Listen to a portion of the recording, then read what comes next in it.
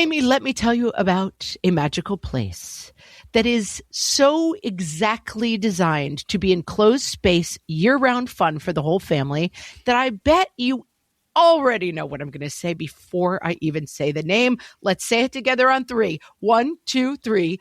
Great Wolf Lodge. You got it, Amy. My kids loved Great Wolf Lodge when we went. You probably already know that it has a huge indoor water park with a wave pool, lazy river, a bunch of massive water slides. But then your pack can hit the other attractions because wait, there's more. Great Wolf Lodge has adventure-packed attractions like Magi Quest, a live-action game kids can play throughout the lodge, plus the Northern Lights Arcade. Spent some quality time there, so your kid who loves the lazy river and your kid who loves fantasy games will both have a great time. Great Wolf Lodge also offers great dining options and complimentary daily events like nightly dance parties, all under one roof. Unpack the car once and you're settled in to have fun. And with 22 lodges across the country, you're always a short drive away from adventure.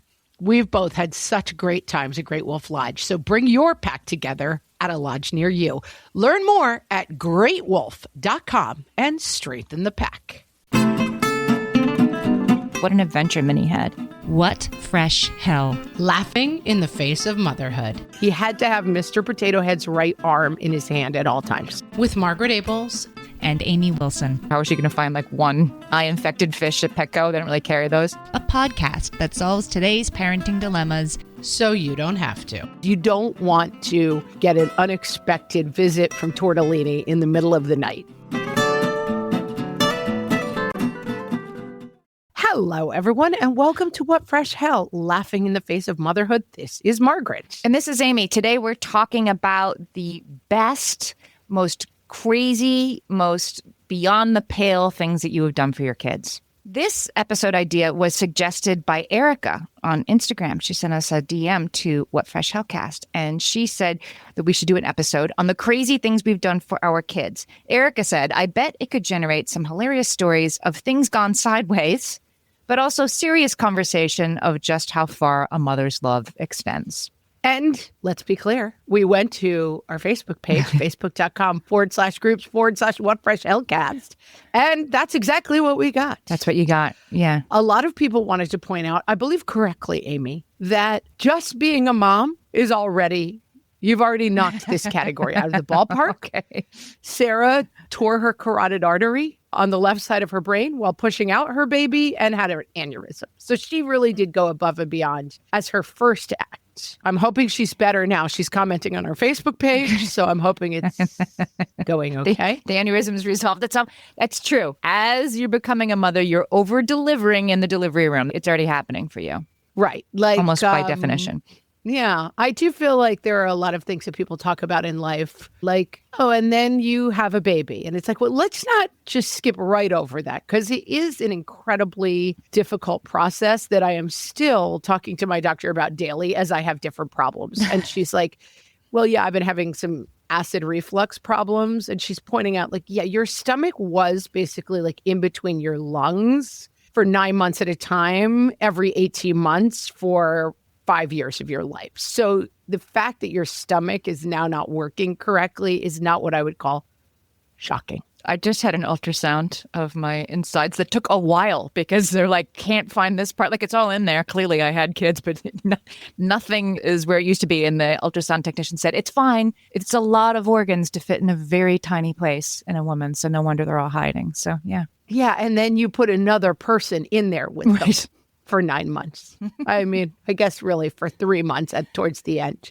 And we had an anonymous poster who said that they pushed for a diagnosis for my daughter with special needs when she was an infant. We knew something was wrong, and yet we were gaslit or minimized when describing her symptoms to physicians. We were kind, persistent, curious advocates, and we now have a diagnosis. She is a happy and bossy toddler with upwards of 10 specialists and multiple therapies. Go with your gut, moms. You talk a lot about this in Happy to Help. I do over and over again. Like, something's not right. I even talked about it in my other book too, because my first kid had reflux and I was patted on the head for, weeks Right. And Calm down, Mom. like babies cry, or like you said, you heard like, all new moms are stressed, or all new moms are a little blue, right? And I was hearing like babies cry, that's their job. And what was happening with him was so far beyond what was supposed to be happening. And it took my mother and my mother-in-law in the same weekend. I think they thought I was going to bite their heads off, but each of them approached me separately like, I think something's maybe wrong here. And that's when I knew, that's what gave me the strength to go back and be like, I'm not making this up. And both grandmothers say, you have to. It takes so much persistence. So anonymous poster, congratulations on getting your toddler daughter the care that she needs. So we start by acknowledging that just raising a human is going outrageously out of your own way and doing an extremely crazy thing. Mm-hmm. It should be Whether Mother's your Day every body day. was involved or not, it is an absolute insane thing to birth, tend, and care for a human for 18 years. You're check. You've done it. Yeah. But now let's talk about Leanne, Okay. who bought her daughter, who was having some struggles, but loved creepy crawly things, a poisonous Vietnamese centipede. Okay, so wait, the daughter was having some issues, like needs a little happiness in her life. We're going to give her a little something special, and it's a poisonous centipede. And Okay. the daughter determined that what would help her was to have something to care for and chose a poisonous Vietnamese centipede named Tortellini. Because it's so cute. Those poisonous Vietnamese centipedes are adorable. Tortellini is amazing. The link in our show notes, but I hate to inform you that Tortellini, the poisonous centipede, they arrived home from a trip at 10 p.m. to learn that Tortellini was missing. I need to stop the story here. Is Tortellini venomous and poisonous to people, to pets, to? Oh no, to people. Okay. I think to everybody is Okay. pretty much the answer. I don't know if Tortellini is deadly or just bitey, stingy, but whatever it is, you don't want to get an unexpected visit from Tortellini in the middle of the night. You wouldn't like Tortellini when Tortellini's angry. Okay. So, Leanne, I'm going to post because she wrote this story on Threads and it's quite funny and quite long, but I'm going to just tell you that Leanne's recovery of Tortellini involved ripping out all the carpet in the room, sealing the door. Tortellini was eventually found in a sock, and he was thankfully rehomed and now lives, I believe, with a teacher at the school who keeps care of creepy crawlies. But that is going above and beyond in several different ways. It's funny about these animals. My sister had a turtle. I've talked about Riley, her turtle, who is probably about 40 years old now. No, he's older. You think he's like 45 years old now. She got him when she was 8, and we weren't sure how old he was, but he was not a baby and he's still around. Anyway, he would constantly try to get out, and he would escape sometimes, and then they hide. Like Tortellini, he's not out to, he went and hid in a sock. He's not out to like sting everybody. He's just out to get back somewhere dark and warm. So that's nice when these animals get out, but the problem, that's why you can't find them, because they immediately go hide somewhere really good. They're way better at hide and seek than kids are. Right. And I would say, as nice as you are projecting that Tortellini is, if you were to step on him while trying to put that sock on your foot, he would murder you. Yeah. Right? I mean, he may be nice. He may mean no harm. But that doesn't mean Tortellini is a net zero. He's a negative, I would say. Yeah. You have to be careful. He's a centipede at heart. I don't think he has motives. I think he just stings anybody who comes at him. Just teeny But tiny if brain. that's your bare foot putting on a sock, you've got a problem. My daughter wrote me, I think she was 6. I mean, she worked on it all weekend. A letter, but I mean, a booklet is more of a correct word. I mean, it was a tome with well-reasoned arguments, research, and drawings and diagrams about how she should be allowed to have a rat in her room.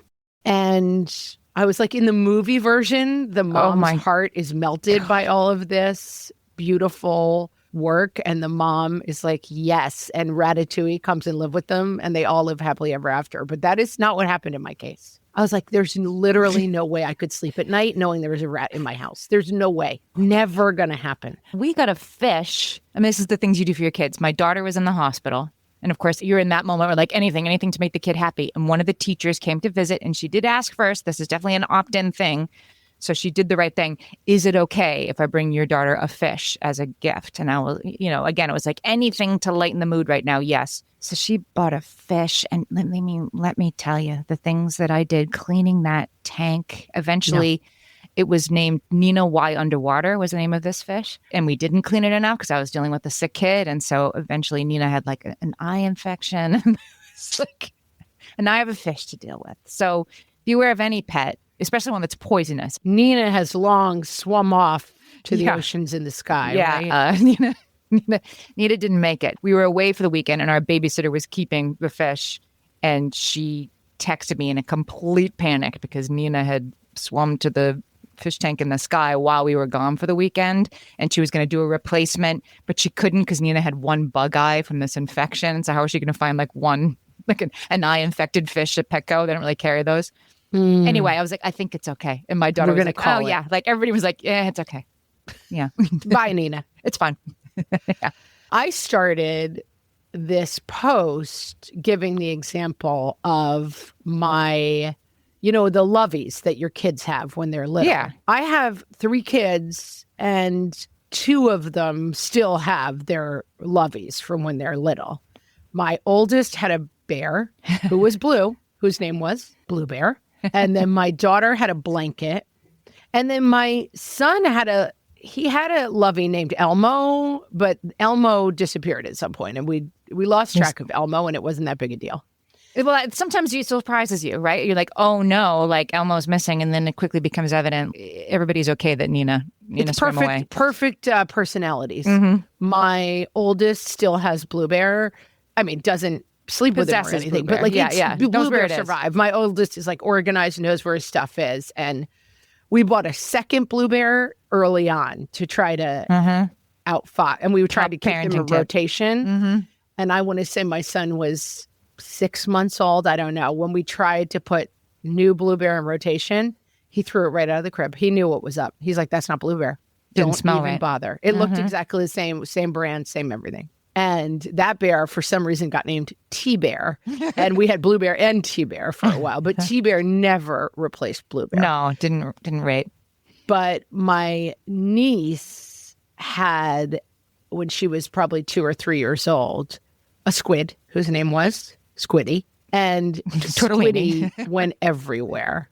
And Squiddy... A stuffed squid, right? I'm sorry. For a minute there, I was like picturing the tank. Okay, stuffed squid. No. Okay. Stuffed squid.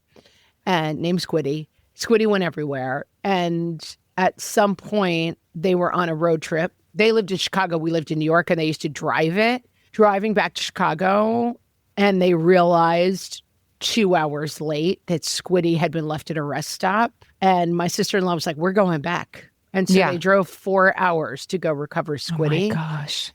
And my brother thought she was crazy, but she's like, for me, it's 4 hours now versus 7 days of absolute trauma. It's not even so much I have to get my kids' squid back. It's like I can't face the next 7 days without Squiddy. Of being home with a screaming 2-year-old. The easier choice is to drive back to the rest stop. Yeah. The much crazy easier choice. Yeah. And my brother, I think, tried to be like, that's insane. And she, I'm sure, said, if you want to stay home all week from work and be with the 2-year-old with no Squiddy, then you can make that choice. But otherwise, we're going back. And back they went. I just saw on Facebook this week, you may remember, back in time, and it showed a madhouse of a department store near where I grew up in Pennsylvania of the year the Cabbage Patch Kids were it. Just mayhem in a department store with everybody grabbing these boxes. And anyway, my dad that year was in that scrum. I couldn't find him in the photo, but he was in that scrum getting me and my 2 sisters each Cabbage Patch dolls because you had to get them. Had to have one. Yep. And if he lost it, he might have driven 2 hours back. He's like, I punched 3 housewives from Scranton to get my hands on this thing. Right. And we're not leaving it behind. Right. I mean, I guess that those are good old days, maybe better left in the past, that we're all fighting over a stupid toy. But the things we do for our kids. We will be right back and talk about many other lovey rescues from our audience. We'll be right back. Hellions, it's time for some spring cleaning, and I don't just mean the coat closets. Doing your financial spring cleaning can actually be super easy when you let Monarch do your financial spring cleaning for you. One dashboard that gets your entire financial life organized. No more clutter, no more mess, no more logins scattered everywhere, just accounts, investments, property, and more, all in one place. Get your first year of Monarch for half off, just $50 with promo code FRESH. Monarch allows you to look not only at what you've already spent, but also to plan for the future. With Monarch, you can set savings goals, plan for big purchases, and notice spending trends before they become a problem. I can generate cash flow reports that show me what we spent this quarter, this month, what we're probably going to spend next month, and feel prepared, organized, and knowing how to plan for the future. No more surprises and a lot more clarity. Try Monarch. Use code FRESH at monarch.com to get your first year half off at just $50. That's 50% off your first year at monarch.com with code FRESH. All my kids learned to swim when they were little. It was super important to me that they be confident and safe in the water. There was only one problem with that, taking them to swim lessons. I mean, the pools were freezing. There were always cranky adults doing laps right there. And it was definitely not, for any of us, what you would call fun. Amy, heard. But now there's Goldfish Swim School. Goldfish takes a really thoughtful approach to swim lessons, combining research-based teaching with a warm, kid-friendly environment that actually helps kids thrive in the water. Every detail at Goldfish is thoughtfully designed to create a golden experience, from shiver-free, warm indoor pools to comfy waiting areas for parents to professionally trained lifeguards on deck. Goldfish uses an approach called the science of swim play, which combines guided play with proven teaching techniques to help kids learn to swim, build water safety skills, and gain confidence, all at their own pace. Lessons are designed to meet kids exactly where they're at. If you've been thinking about swim lessons or just wondering where to start, this is a great opportunity. Right now, Goldfish Swim School is offering a waived membership plus your child's first lesson free at participating locations. Just visit goldfishswimschool.com/free to find a location near you and enroll using promo code FREE. That's goldfishswimschool.com/free, promo code FREE. Amy, when I'm having a good hair day, it usually makes my whole day better.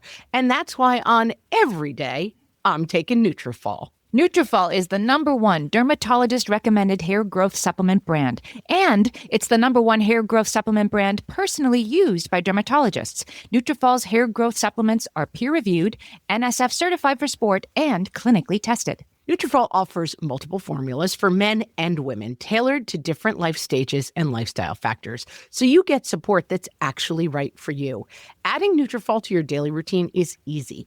Order online, no prescription needed, with automated deliveries and free shipping to keep you on track. Let your hair be one less thing to worry about. See visibly thicker, stronger, faster-growing hair in 3 to 6 months with Nutrafol. For a limited time, Nutrafol is offering our listeners $10 off your first month subscription and free shipping when you visit Nutrafol.com and enter promo code LAUGHING.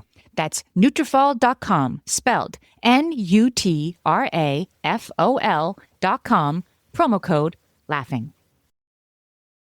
Amy, Melissa spent 2 hours searching every corner of a Walmart for her 4-year-old's beloved Minnie that was left behind during her birthday shopping trip earlier that day. Posted Minnie signs on the neighborhood Facebook group, alerted the Walmart employees, finally found her on a high shelf shoved behind some toys. I would do it all over again, worth seeing the relief and smile on her face. Now, wait a minute. I feel like there is a bad actor here. Like, how did Minnie end up hidden behind toys on a high shelf? What an adventure Minnie had. Hey, the kid didn't put Minnie there. Yeah, I guess that's right. Who put Minnie there? I mean, some like lazy employers like, here's some kid's toy. Oh, well, they'll never see it again, and hid it behind toys. It's a weird story. Only Minnie knows what happened. Did Minnie come to life while Walmart was closed? Maybe the other toys hit her. Do you think about that? We Blue Bear, we went to visit my husband at work with the kids. This is a random event, but there was a space shuttle. They were retiring the space shuttle, and they were flying it on top of a plane and landing it at LAX. In Los Angeles. My husband's office was by LAX, and we went to go see it. And we got a great view of the space shuttle landing. And then my son left Blue Bear at the office and got home, went to take a nap. Blue Bear was all upset. But then my husband, who's a hilarious person, spent the whole afternoon texting pictures of what Blue Bear was doing at the office. And we ended up making one of those little, like on Apple, you could make like a little photo booth. A photo book, And we still look at it. Blue Bear's answering phones. He's doing the Sudoku. He's having a meeting with all the other employees. Like, my husband spent the whole afternoon. And it became such a funny thing for our 3-year-old. Like, what is he doing next? And he was just doing all sorts of funny. He was on the phone talking to vendors. It was adorable. Kristen says that she jumped and searched through the ball pit at the trampoline place to find her son's hearing aid. She went right in. And she correctly added a barf emoji that she had to go into the ball pit. But this is one. See also retainers in the school garbage. I mean, a hearing aid is a very, very expensive item. Yes. And so that's both a necessary one. Love and practicality. That like there are definitely things, you know, if the retainer got thrown out at lunch, we're going through the garbage. Right. For that $500 or going through the garbage. Right. We are going through the garbage. That's right. You know, that's an expensive loss if you can't find it. One time I was at SeaWorld with my kids. And SeaWorld, if you ever end up in Orlando, SeaWorld has a surprisingly really good like playground play area. If your kids are really little and they kind of want to climb on stuff more than they want to stand in line for rides, SeaWorld might be for you. Anyway, SeaWorld had this playground, but parents weren't allowed in it. Huge, thing. And they go up on one side and they come out the other side. And my kid was 3, old enough to be allowed to go in, and just like didn't come out. And it's like one of those things, it's like all pipes. It looks like a steampunk thing, like lost in the tubing. I ended up crawling in the exit, it was really too small for a grown-up, screaming, yelling his name all around this giant, like building-sized playground. Found him. He just was hanging out at the top. He heard me. He just was busy. He was doing his thing. I had a kid who could go up, loved to be in the tube similarly. And we would go to McDonald's on Friday night. There was still a McDonald's with a play place in LA. And we would go on Friday night. And once I went up into the tube, and I am very claustrophobic, and I sometimes have nightmares that I'm in confined spaces. And I'm like, I cannot do this. I'm actually going to have a heart attack. And so my new system, because this happened to us often enough, is that I would grab like the biggest kid at the playground and be like, yo, go find a kid with blonde hair, Lightning McQueen shirt, and drag him out of there. And then the kid would come out and be like, he doesn't want to come out. And I'm like, I didn't ask you whether or not he wanted to come out.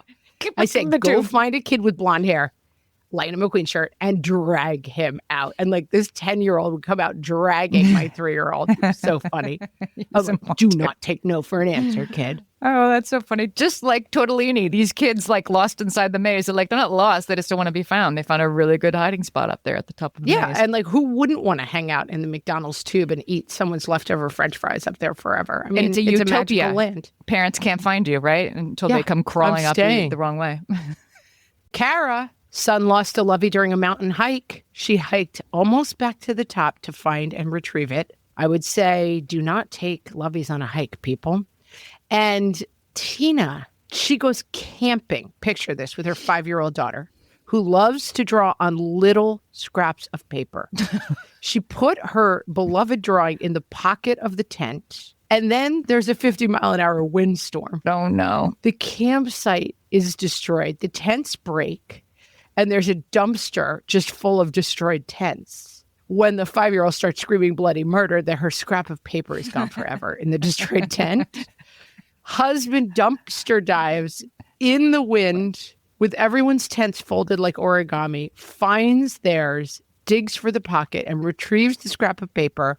Daughter is now 7, but the paper is still on the fridge as a reminder of how ridiculously loved she is. Oh my gosh, that is so funny. We should do a whole other episode on like the weirdest things our kids were attached to. A tiny scrap of paper. It was sounds like it was that day's tiny scrap of paper, but the love was real. I had a cousin whose son carried Mr. Potato Head's right arm everywhere he went. He had to have Mr. Potato Head's right arm in his hand at all times. Would he check the hand to make sure it wasn't the left? Like your left arm could be the T-bear backup, but would he notice the arm? No. He would only carry the right arm. If you tried to hand him a left arm, no way. This is the left arm. And they contacted, I don't know who makes Mr. Potato Head, whatever company it is. Hasbro, I believe. Hasbro. And they were like, we have an unusual situation. We have a child who must have Mr. Potato Head's right arm at all times. we would rather not buy 30 Mr. Potato Heads. Would it be possible to simply purchase a dozen right arms? Because he has to have one at all times, and it's hard to keep track of it. And I believe they sent them a bag of right arms for Mr. Potato Head. Yeah. But yeah, that's a funny one. Like, what was your kid hung up on? How do you get attached to Mr. Potato Head's right arm? I don't know. Kirsty says she climbed up onto their metal roof during an ice storm in Iowa on Christmas Eve to spread out the necessary reindeer food for Santa's reindeer because her daughter demanded they would need the proper nutrition to fuel their journey. I thought the reindeer can come down into the yard and you could just leave. Maybe in Iowa, they just land right on the slippery roofs. Yeah. I mean, this is a big one. And I was impressed that my husband climbed out onto our roof to rescue our cat. I was like, I think that he'll get down eventually or just die out there. Christy's doing it to put out reindeer food. If there was a cat in the roof, I'd be like the Nina Y underwater reaction. Like, yeah, it's okay. It's all right. Figure it out. I don't need her back. It's fine. Yeah, that is impressive, Christy. Anna says, she talks about, and a lot of people noted that during COVID, just to survive, you had to kind of get pretty inventive. Christmas in July, FaceTime read alouds, and so many forts. She's not wrong. But she says, for an insanely long time, I made a daily code to find something hidden for my 6-year-old. She's now 11 and still asks for a code to find her birthday or Hanukkah gifts. I'm going to need more information on a daily code. Does it mean like an anagram? Like, what does she mean with a daily code? Yeah, I think it means we did this. I mean, be careful when you start traditions. Yes. We did this once for one of my kids' birthdays. I don't even know why. I just thought it would be fun. That came down and the balloons are up and it's, yay, it's your birthday. And then usually we just put the gifts on the table and like, yay, let's open your gifts. And instead, I put a clue on the table. And then he had to run around on a scavenger hunt for like 15 minutes and find all the gifts, bring them back to the table, and then open them. Guess who now does that for everyone's birthday every year, ever since, for the last 10 years? Yeah. The Easter Bunny does a scavenger hunt at our house, which is a lot of work for the Easter Bunny. Yeah. Still? And one present leads to the next present. No, once your kids go to college and they're not there on Easter anymore, it's fine. Okay, you could actually stop. Yeah. No more climbing out the roof. Yeah. I guess we do want to know more about the code, but I think I can kind of picture it. Megan, I loved this one. Her daughter's 5 years old and announces one day that she's expecting a baby and will be giving birth to a baby girl. I thought she was just pretend playing, but after a couple of weeks of daily talk, it became clear that she was quite serious. One day, she announced her baby was going to be born in a few days and that she was having a shower, complete with specific detailed instructions on cake menu and decorations. So naturally, I did what any overextended, tired mom with no free time to spare would do. I picked up an inexpensive baby doll from Target that magically appeared in her room the day of the baby's arrival. She went into her room alone for a couple of minutes and came out with the doll wrapped in a blanket to introduce us to her daughter. I made the cake down to the specific details, chocolate with pink frosting and strawberries, and a homemade congratulations, welcome to the world poster dug out of my old baby shower decorations. And through the shower with her dad, brother, grandparents, and uncle, all dressed up to celebrate. At times, I felt I was absolutely crazy for going along with it, but she was so happy and over the moon that I would do it all over again in an instant. 3 years later, she still plays with her daughter. That is some great, Megan, kudos. That is some great parenting. And I want to say that we want to make sure that this episode, you're not listening and be like, oh, I never did anything like that for my kid, therefore I stink. I think what's fun about it, and I have found this in parenting to be very true, that it's not the everyday moments. We talk about this example of the meal of small things that the woman writes in and says, oh, growing up, my mom would make meal of small things. And it was because they struggled. Her mother struggled to put food on the table. And so once in a while, it would be meal of small things for the dinner. And it would be like, cubes of cheese and whatever and some olives in the back of the fridge. Right. And it's her favorite memory. And her mom is walking around thinking I failed. It doesn't have to be an elaborate shower with the whole, I think whenever you can lean in to your kids' imagination and joy, they find it so fun and joyful. And that can just mean like, I met a friend who's a turtle at the park. And it's like, well, let's go visit your turtle friend or whatever it happens to be, that you just want to lean into whatever momentary joyful thing they're feeling. It doesn't have to be quite as elaborate as Megan's entire baby shower for her arriving baby, but it's still an amazing story.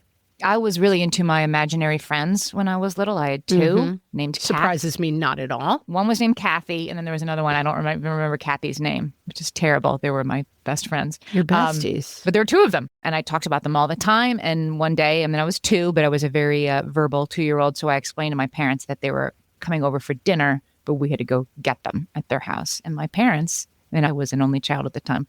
Oh, no, I wasn't an only child. They must have put my brother in the car seat. Anyway, we drove around for a long time with me in the back seat saying, it's over there, turn right. Like they just let me go at it for a while and drive all around our neighborhood. I think it's almost up here. And then I said, I think they got a ride to our house. And we eventually went home. Went home. Mm-hmm. I was wondering how that was going to end. Yeah. When it was going to, they eventually, I think I saved face by saying, I think they got to our house a different way. We have talked about this before because I shared with you that my mom, at some point, I was trying to help her set up something on the computer. My mom has since died, so it's okay for me to give away her computer password. And I said, well, what's your password? And she was like, oh, it's Norma Nurture. And I was like, I'm sorry, I don't understand the word you're saying. She's like, Norma Nurture. Spells it. The first name is Norma. The last name is Nurture. And I said, what is this combination of what are you saying? And she said, oh, Norma Nurture. She was my imaginary friend the whole time I was growing up. Norma Nurture. And I mean, stay with her what a name. And she's still, she must have been in her 70s at the time. And she was still celebrating Norma Nurture, her childhood imaginary friend, as a computer password. Speaking of my mother, Wendy says, spent weeks crafting a costume for my train-obsessed toddler, including lights, sound, and a secret candy drop compartment down the smokestack. Totally worth it. We've often talked about have one thing. And my mom's one thing was Halloween costumes. You put your order in June. She worked full Statue of Liberty. I mean, over the top Halloween costumes. I think, it's like you can choose, like some people love to really decorate the birthday cake. Some people love to go wild on the summer vacation. You can't do all the things, but sometimes it's great to pick one thing. And Wendy did costumes, and this train costume sounds completely amazing. Okay, we'll be back with even more things we have done for our kids that really go beyond. At DSW, we ask the important questions, like, what shoes are you going to wear? Whether you're prepping for wedding season, festival season, or just planning the ultimate vacay, the right shoes can make or break an RSVP. So own the moment. You've got big plans, and we've got just the shoes. At the perfect price, of course. Get ready to get ready with Designer Shoe Warehouse. Head to your DSW store or DSW.com today and let us surprise you. My favorite skincare products actually feel more like self-care, like they're so nice to put on and they smell so good that I'm actually happy when I get to that part of my day. And I swear that is how I feel about Osea's anti-aging body balm. Amy, you are usually the lotions and potions queen on this podcast, but I have to say, hard agree. Osea's anti-aging body balm is a liquid silk body balm that combines the lasting hydration of a lotion with the firming power of a serum, leaving skin smoother and firmer. This body balm is clinically tested and designed to deliver visible results you can see and feel. So we've gotten to use this product for a couple of months now, and I swear I have really noticed firmer and smoother skin, like on the back of my hands. It's like getting a mini spa treatment from head to toe. Get a spring-worthy glow with clean, clinically tested skincare from Osea. And right now, we have a special discount just for our listeners. Get 10% off your first order site-wide with code FRESH at OseaMalibu.com. That's 10% off your first order with code FRESH at OSEAMalibu.com. And now, your guide to mom superheroes. From the What Fresh Out podcast. Calm Mom. The large C on her chest doesn't stand for catastrophe. This is Calm Mom, able to soothe bleeding toddlers with a single word, ready to counsel sullen teens, banned from the popular table at lunchtime with helpful insights. This mom is cool, collected, and there to support kids in need day and night. Self-care woman. It's a bird, it's a plane, it's a mom who knows she's no good to anyone else in her family unless she's taking care of herself first. Self-care mom can fill a bubble bath in seconds flat and sweet Odin's beard. If you don't see her in front of a sink full of dirty dishes, it's probably because she's letting her kids watch some screens so she can finish enjoying her novel. The Van Lantern. To the minivan, offspring. The Van Lantern is ready at the wheel. No late night scouts meeting. No 5:30 a.m. hockey practice is too daunting for this mom. She's got remote opening doors. Her temperature controlled beverage fits perfectly into her cup holder. She's revved up and ready to go. Bedtime mom. Faster than a speeding bullet when it comes to finding lost lovies at bedtime. This mom comes into her full power at 7:30 p.m. sharp. She's the ultimate slayer of monsters under the bed, and requests for just one more glass of water bounce right off of her, so don't even bother. Captain Holiday. Some claim she was scratched as a child by a radioactive candy cane, but whatever the cause, Captain Holiday has never been the same. She starts decking the halls in October, and by December, she's got her home festooned from pillar to post. She's got inflatables, menorahs, and that Rudolph nose thing for the front of her car. Look out, Grinches. Mary has a new hero, and it's Captain Holiday. This has been your guide to mom superheroes. From the What Fresh Hell podcast. It occurs to me, here's the thing that I did for my kids. I am not a costume maker. I was not an elaborate, I don't know, like a cake shaped like your dream. But I did read all 7 Harry Potter books to my kids and do different voices for all the voices. Oh, that's fun. I put thought into it. I looked ahead like, oh, okay, tonight we have Mr. Percy and, Lord Grominer or whatever. I'm making those up. And I really, I put a lot into it. Yeah. Speaking of Harry Potter, we're going to move into the birthday party category, which I think could be another one of these places where you go over the top. Mm-hmm. Elessa or Elisa threw an 11th birthday party, Harry Potter themed. Oh. And it has gone down in family lore. Swapped the living room and dining room furniture to surprise the kids with a pop-up Great Hall while they were out playing Quidditch.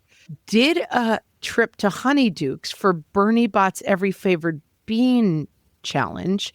Then they went to the Owlery to find secret maps, which sent them to the potions lab in the basement, where her husband led them in a complete class with dry ice through a mirrored room of requirement, through a secret passage to a defense against dark arts class, and then out to the Quidditch pitch, where they rode brooms down a zip line to the slack line that followed to the trampoline, and each child had a fight against a giant Aragog the spider, which was made out of garbage bag pipe insulation.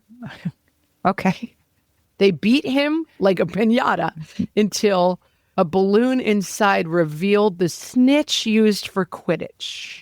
I mean, that's quite a party, guys. Yeah. I hope that you found, sounds like you did, I hope you found as much joy in that and your husband as the kids did. That's a year of your life right there. We also had a Harry Potter themed party. It was about 252nd as elaborate as this one. Mm-hmm.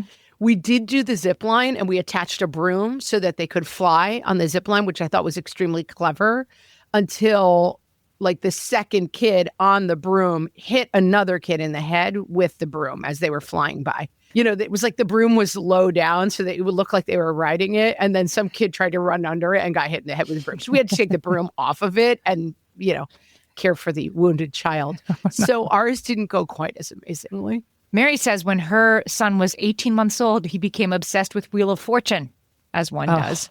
So I love this one. These are the best kinds of birthday parties, and there's no Wheel of Fortune plates at Target. So his second birthday party, Mary made it Wheel of Fortune themed, complete with a handmade puzzle board backdrop and a spinning mini prize wheel cake, also handmade. I love Sarah's. worked connections hard to find a falconer to bring his bird to her son's peregrine falcon-themed 8th birthday party as a surprise. We pulled it off. He was blown away. Having had a child who was obsessed with peregrine falcons, I can say this would have been an absolutely amazing party.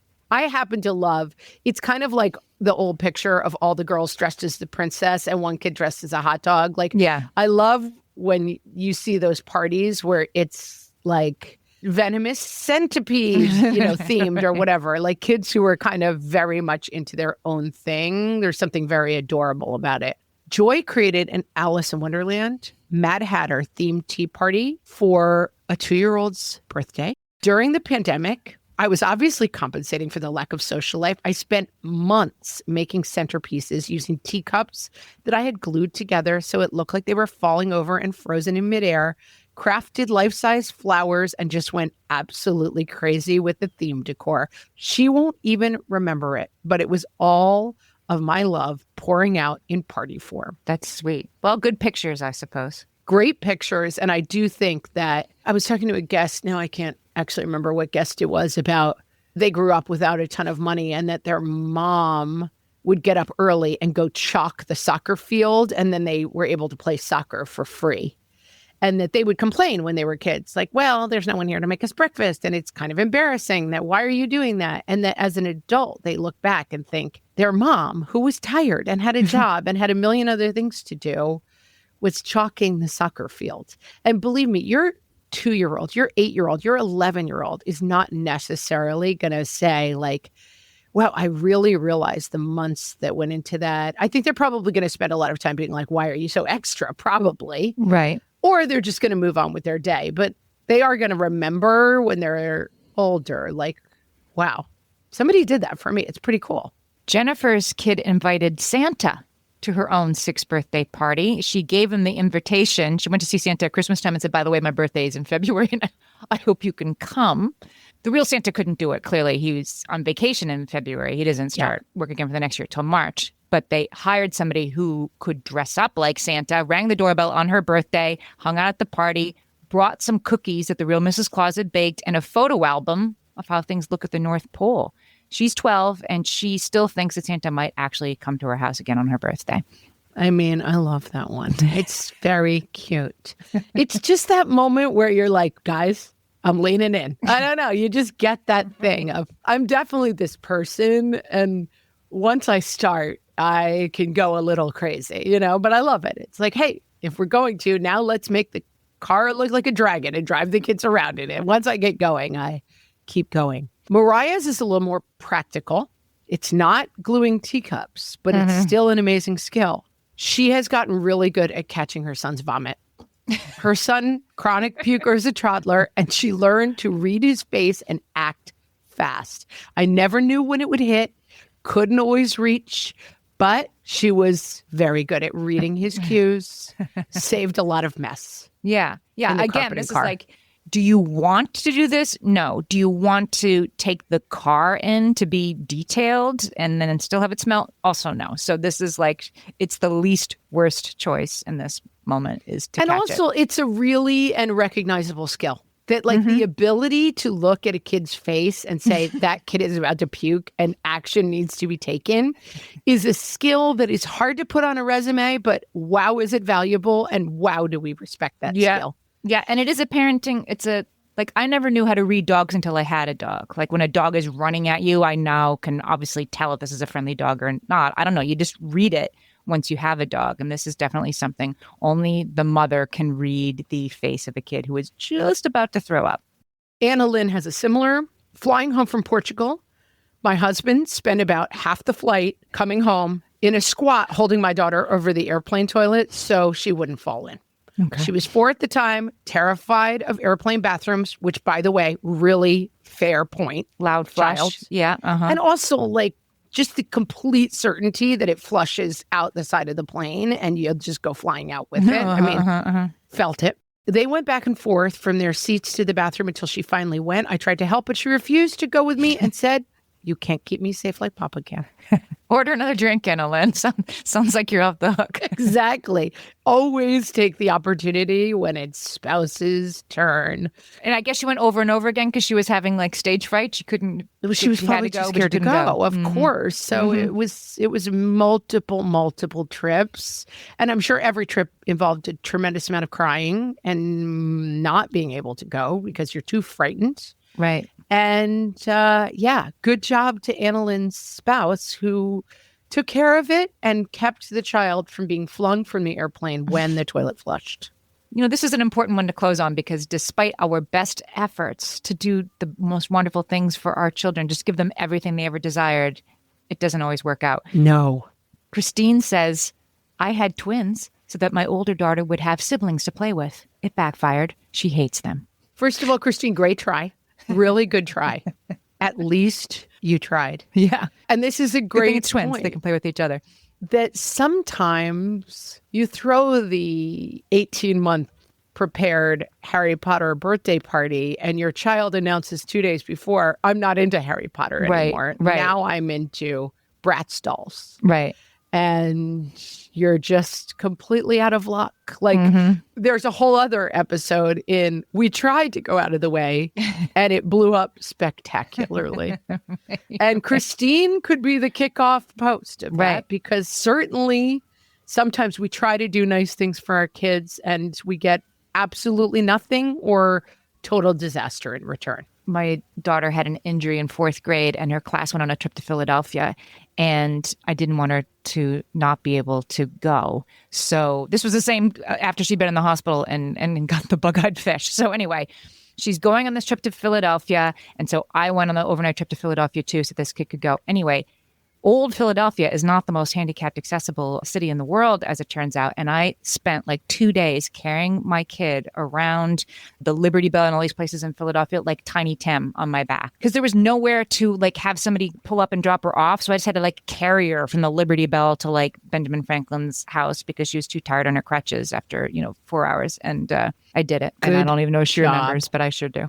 Yeah. But show her the pictures. For me. Yeah. Exactly. You'll be bringing out those pictures at the therapist's office one day when she's trying to say you were a terrible mother, being like, this, by the way, this is a picture of me walking from the Liberty Bell to Constitution Square with her on my back. Carrying her. It wasn't all bad, kid. Or if it was, I was trying. If you know someone who's gone way above and beyond for their kid, share this episode with them. You can literally share this episode right from the app. You could, of course, post about it on social media. You can post about it if your story was featured and say, come listen to how great a mom I am. That's right. Just share it with someone you know. That's We'd love right. to see it. Podcasts is the number one way people find new podcasts to listen to that they like is from hearing about it, from a friend, word of mouth. So help us spread the word. And with that, thanks so much. And we will talk to you all next time. Kudos for all the times you've gone above and beyond. Good job.